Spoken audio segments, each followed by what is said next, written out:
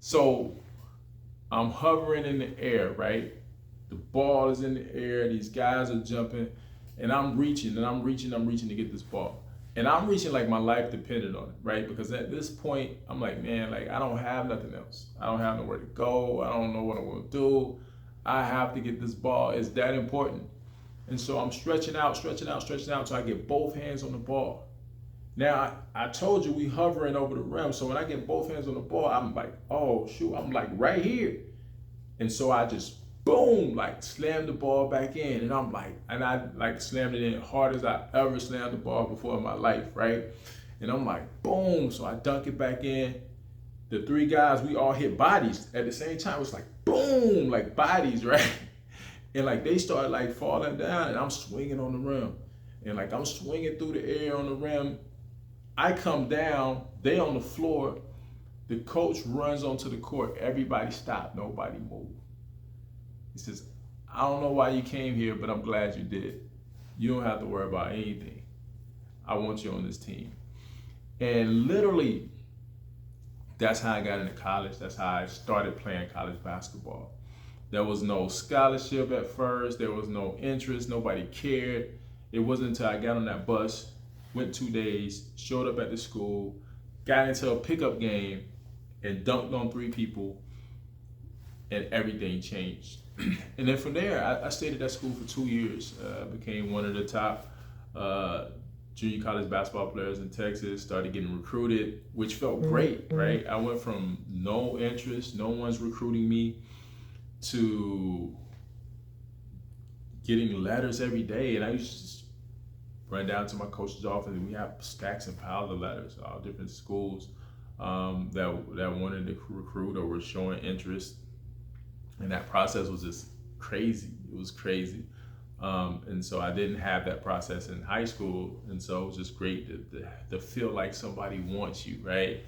And so I went through that process, and I ended up choosing University of Nevada, University of Nevada in Reno. And I was excited. You know, they had a fantastic young coach in Trent Johnson. He was a brother, and he was smart, and he was tough, and so I wanted to play for a guy like that. And so I was excited about it. You know, get on the campus of Nevada. It was super culture shock. You know, I was going from junior college to going to the University of Nevada. It was crazy. You know, it was only like a few hundred people at junior college. Now I'm there with thousands of people. And then the game itself was different. I went from being, one of the bigger guys on the court to being, the small guy for my position. I'm a power forward, so I was 6'7". And so I'm playing against 6'9", 6'10", 6'11" every night, which is totally different than junior college. At junior college you might play against 6'8", 6'9", but you're not playing against a lot of footers. You're not playing against a lot of 6'11", athletic, post guys and all that, right? So it was really different for me, but hopped in, man, and just started working. Started working my butt off. My first year, which was my junior year, had some ups and downs. I had great games, had struggles, and one of the defining moments of my career was at the end of my first season at University of Nevada. Coach Johnson called me into the office, and like I said, I had an up and down season. And he said, listen, man, he said, for us to be successful as a team and for you to be successful, all I need you to do is focus on rebounding. If you can give me 8 rebounds a game, we're going to win games.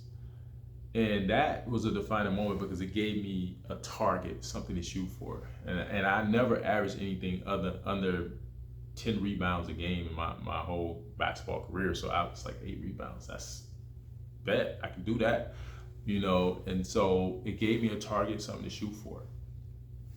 And so my senior year comes, and I started out the gate like a monster, man. I was grabbing rebound after rebound, and averaging double doubles, and just got out to a great start. And I was playing with some really good teammates, man. I had some good guys on my team, guys who were going to play pro. And so we started off really good. And in my senior year, honestly, like was I felt like it should have been my junior year because I didn't have when you go from JUCO to Division One, you don't have a lot of time to adjust. You don't have a lot of time to fit in.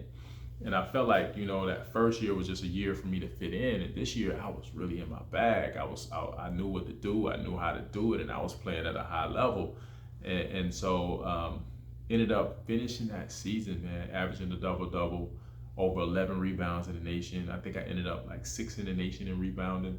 I was top 5 for most of the year, and it was just a great season for me.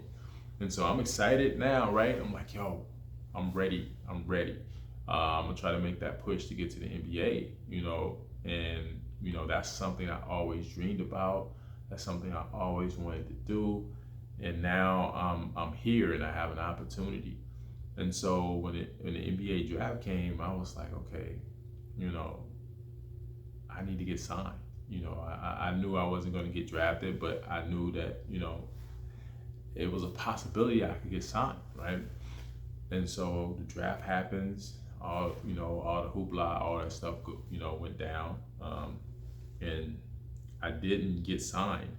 And so, if you're familiar with basketball, a lot of guys go summer league and they're a free agent. They're trying to get some attention and see if they can get signed in the summer. So I went summer league.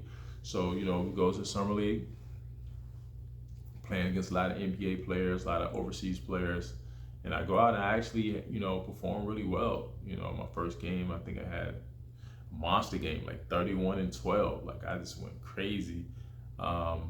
And then the competition kept getting better and better and better.